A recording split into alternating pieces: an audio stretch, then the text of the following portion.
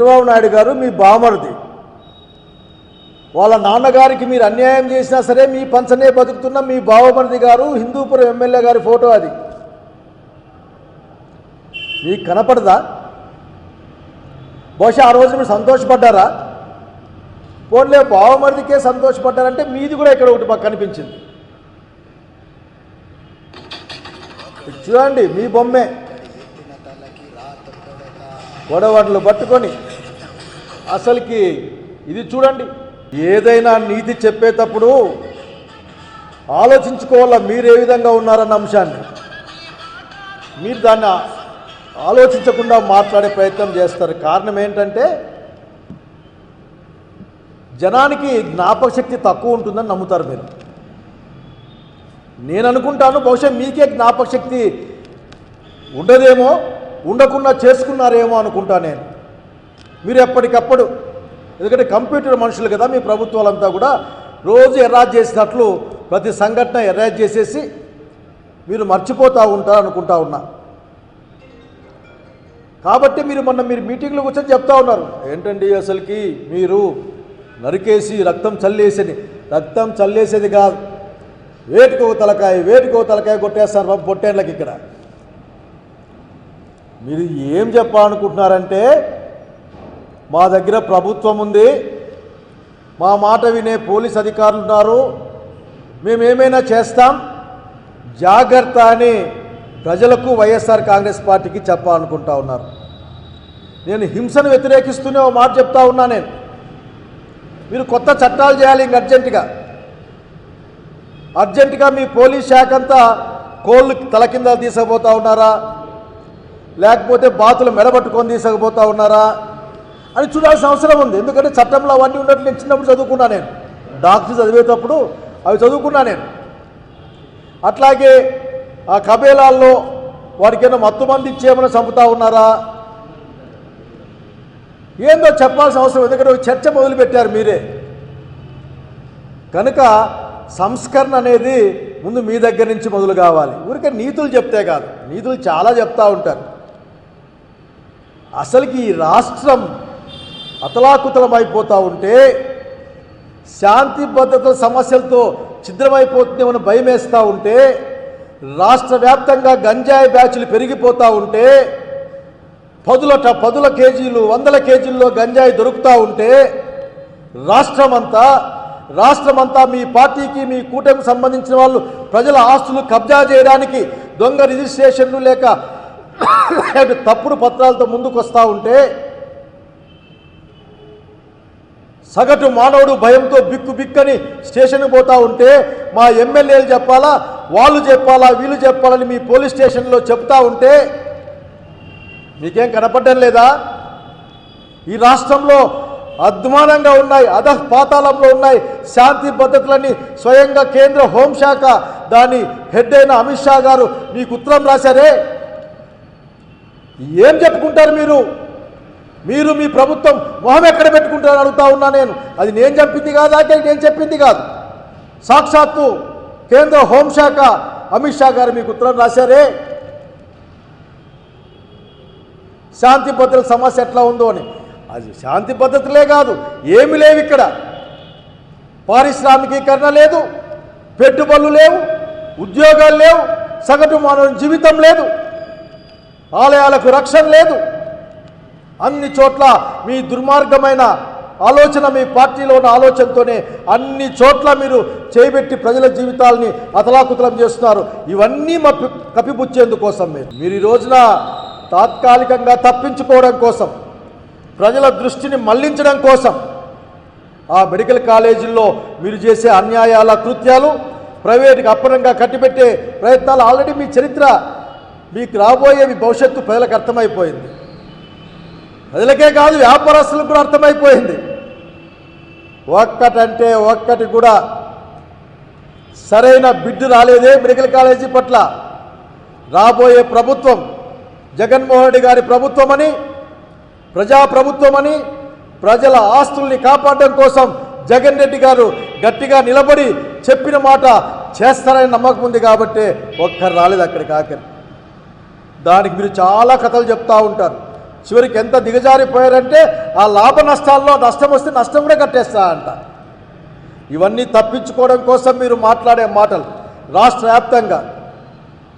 చివరికి కదిరి దగ్గర ఒక జనసేన కార్యకర్త ఏదో అకృత్యానికి పాడిపడితే దాన్ని కూడా వైసీపీ మీద నెట్టే ప్రయత్నం. ఆ మాత్రం చెప్పుకోలేరా? ఇది వీడు మావాడే, మేము మావాడైనప్పటికీ కూడా మేము వీడిని కొట్టామో తిట్టామో లేక నడిపించామో అని చెప్పచ్చు కదా. ఆయన చెప్తారు, అక్కడ ఒక డిఎస్పీ గారు బండి లేక నడిపించారట. వాడు ఆ పిల్లోడు కుంటుతా వస్తూ ఉన్నాడు. అంటే మీరు కుంటేంతగా వాడిని మార్చారు పాపం. బండి లేకపోతే నడిపిస్తారు పోలీసు వాళ్ళు. ఈ మాట చెప్తే ఏం చేయాలా? కనుక నేను చెప్పేది ఒక్కటే, ఈ రోజున మీరు ఆర్ ద ఫెయిల్డ్ గవర్నమెంట్ కాబట్టి మీరు టెర్రరైజ్ చేస్తూ ఉన్నారు.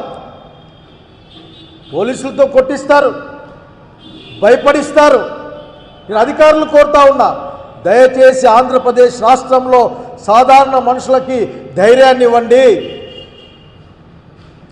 భారత రాజ్యాంగాన్ని నమ్మి, రెడ్ బుక్ రాజ్యాంగాన్ని కాదు భారత రాజ్యాంగాన్ని నమ్మే వాళ్ళకి మీరు రక్షణ కల్పించండి. రెడ్ బుక్ రాజ్యాంగం పేరు జరిగే అకృత్యాలని ఎదుర్కోండి.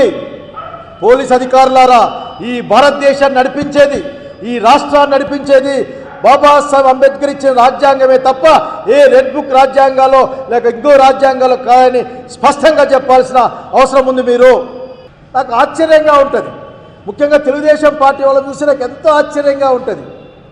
రామారావు అనే ఒక సినిమా యాక్టర్ ముఖ్యమంత్రి అయిన తర్వాత ఆ పెద్ద మనిషిని ఆ మానసికంగా హింసించి అతని అకాల మరణానికి కారణమైన మీరే అతనికి బొమ్మ పెడతాం, మేము దండలేస్తాం. హాస్యాస్పదంగాను జుగుప్సాకరంగాను లేదు. నిండానికి కూడా బహుశా తెలుగుదేశం పార్టీలో ఉన్న రామారావు అభిమానులు ఎట్లా భరిస్తారో నాకు అర్థం కావడంలే. ఇవన్నీ తప్పించుకోవడం కోసం అట్లాగే రాజధానిలో మాట్లాడి గుండె ఆగి మరణించిన అమరావతి రైతు కూడా పక్కకు నెట్టేందుకోసం మీరు ఇవన్నీ వేసి మీరు ఎన్నుకున్న మార్గం ఏంటంటే మీరు చేసిన దాన్ని మర్చిపోయి ఎవరికి గుర్తుకుండదులే అనుకొని అన్నీ వెంటాడుతాయి. ఈ రోజున మీకు నిజంగానే చిత్తశుద్ధి ఉంటే కబేలాలు ఏ విధంగా పనిచేయాలి, అట్లాగే చికెన్ కొట్లు ఏ విధంగా పనిచేయాలి, ఇదే పని చేయాలా అందరూపై. అట్లాగే పాఠ్యాంశాలుగా పెట్టండి. తినేవాడు ఎంత తినాలి, ఎట్లా తినాలి, ఇవి కూడా పెట్టండి. అట్లాగే మొక్కలకు కూడా ప్రాణం ఉంటుంది. మొక్కలకు ప్రాణం ఉందనే విషయం మీకు కూడా తెలుసు బాబు గారు, ముఖ్యంగా అధికారులకు కూడా. మరి కాయలు బీక్తే వాడికి నొప్పేస్తుంది, కొమ్మలు నరికితే నొప్పేస్తుంది, అట్లాగే కోసి పక్కన పరిచి నొప్పేస్తుంది. మరి జీవహింసకి జీవం ఉన్నాక అన్ని చోట్ల ఉంటుంది కదా. ఇటువంటి అసందర్భపు పేలాపనులు మానేయమని కోరుతా ఉన్నా నేను. అసందర్భపు మాటలు ఏదో దాన్ని తప్పించుకునేందుకోసం ఇంకో మాట, తప్పుల మీద తప్పులు చేస్తా, అబద్ధాల మీద అబద్ధాలు చేస్తా ఎటువంటి సమాజాన్ని మీరు నిర్మించలేరు. ఇంకా ఈ రాష్ట్రానికి పనికొచ్చే మాటలు మాట్లాడండి. మంగళవారం అప్పు కోసం పోయే మాటలెందుకు? ఏందో మాట్లాడుతూ ఉంటారు, ఊరకనే ఏందేందో మాట్లాడుతూ ఉంటారు. నాకు ఆశ్చర్యం వేస్తుంది, వీళ్ళు పరిపాలన చేస్తూ ఉన్నారా? ఒక ఆయన మాట్లాడతారు, అంత గుండాలు రౌడీలు పోయి మీరేం చేస్తూ ఉన్నారు ఇక్కడ అంటే మీరు రాసేస్తారు వీళ్ళు గుండాలు రౌడీలు అని చెప్పి ఆఖరి. కనుక ఈ రాష్ట్రాన్ని ప్రజాస్వామ్యబద్ధంగా ఎవరిని బెదిరించలేరు మీరు. ఎందుకంటే గురువింద గింజ సామెత నాకు గుర్తుకొస్తుంది. మీరు గురువిందల్లాగా మారద్దని చెప్తా ఉన్నా. ఎందుకంటే ఎంత లేదన్నా మీరు మా అధికారులు, ఎంత లేదన్నా మీరు మా ముఖ్యమంత్రి. ఈ రాష్ట్రానికి గురువింద గింజ కింద ఉన్న నలుపును చూసుకోలేకపోవచ్చు, జనానికి కనిపిస్తూ ఉంటుంది. కనుక గురువింద గుంజలాగా మీరు ఆలోచించవద్దని కోరుతా ఉన్నా. మాట్లాడితే నాకు విజన్ ఉంది అంటుంటారు. మీరు మీ విజన్ ఏందో నాకు అర్థమయ్యే కావడంలే. గతంలో ఉండిందేమో కానీ ఇప్పుడు మాత్రం మీ దగ్గర నాకు అవకాశవాదం తప్ప నాకేం కనపడ్డంలే. ఎప్పటికప్పుడు మాట ఉంది ఒక పద్యంలో, ఎప్పటికీ ఆ మాట మాట్లాడి తప్పించుకు తిరుగువాడు ధన్యుడు అనే ఒక పద్యం ఉంది ఆఖరికి. అట్లా మీరు దాన్ని బాగా వంట పెట్టి పట్టించుకున్నారు ఆ తప్పించుకునే కార్యక్రమాన్ని. ఏంది లేదు మీ దగ్గర. అడిగితే చెప్పే సమాధానం కూడా లేదు. వందల కోట్ల రూపాయలు వృధాగా నేలపాలు గాలిపాలు చేశారు మీరు మా కళ్ళెదురుగా. కనుక ఇప్పటికైనా సరే ఇట్లా వ్యర్థ ప్రసంగాలు వ్యర్థపు మాటలు మాట్లాడి కన్స్ట్రక్టివ్గా ఏం చేయాలో, ఒకవేళ నిజంగా జీవుల పట్ల కరుణ ఏ విధంగా ఉండాలి, ఏ విధంగా చంపాలి, లేదంటే ఏ విధంగా తినాలి, లేదంటే ఏ విధంగా వాటిని చేయాలి అంశం పట్ల మీరు కూడా ఒక గైడ్లైన్స్ ఇస్తే ఆ గైడ్లైన్ అమలు చేసేందుకోసం ఏమైనా ప్రయత్నం ప్రభుత్వం చేస్తే మాకు వచ్చిన అభ్యంతరం ఏమాత్రం లేదు. అంతేగాని మీ రాజకీయంగా మీరు భయపడుతూ మీ వెన్నులో వచ్చిన ఈ చలికాలంలో కూడా మీ ఒళ్ళంతా చెమటలు పడతా ఉన్నాయి. జగన్మోహన్ రెడ్డి గారి యొక్క వైభవాన్ని చూసి, లేకపోతే ఆ పలుకుబడిని చూసి, ప్రజల ఆదరణ చూసి దాన్ని కప్పిపుచ్చుకునేందుకోసం ఇటువంటి మాటలు, అట్లాగేదో నిమిషానికి తప్పించుకుందాం లేని రాజ్యాంగానికి చట్టాలకి కోర్టు తీర్పులకు వ్యతిరేకంగా సాగే మీ ప్రవర్తన ఏదో ఒక రోజున ప్రశ్నే నిలుస్తుంది మీ ముందర. ఆ ప్రశ్న మిమ్మల్ని ఎక్కడికైనా తీసుకెళ్తున్న సంగతి కూడా నేను గుర్తు చేస్తూ ఉన్నాను. కనుక ఈ సందర్భంగా ఒకే ఒక సలహా చెప్పాలనుకుంటున్నాను మీకు. ఆఖరికి కూడా నేను ఒక డెఫినేషన్ చెప్పాలనుకుంటా ఉన్నా. నేను పొద్దున్నే చూశాను అసలుకి వైలెన్స్ అంటే ఏంది, వైలెన్స్ అంటే ఇదేనా అంటే చాలా స్పష్టంగా WHOలో మాట చెప్పారు. సైకలాజికల్ టెర్రరైజ్ కూడా వైలెన్స్ అని చెప్పారు. అంటే మానసికంగా భయపెట్టడం కూడా ఒక వైలెన్స్ కిందకే వస్తుంది.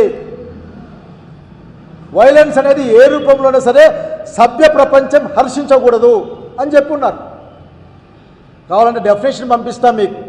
మీరు ఆంధ్రప్రదేశ్ రాష్ట్ర ప్రజల్ని సైకలాజికల్గా భయపెట్టి టెర్రరైజ్ చేసే కార్యక్రమం చేసే ఆలోచనలో ఉన్నట్లున్నారు. మంచిది కాదని చెప్తా ఉన్నాను.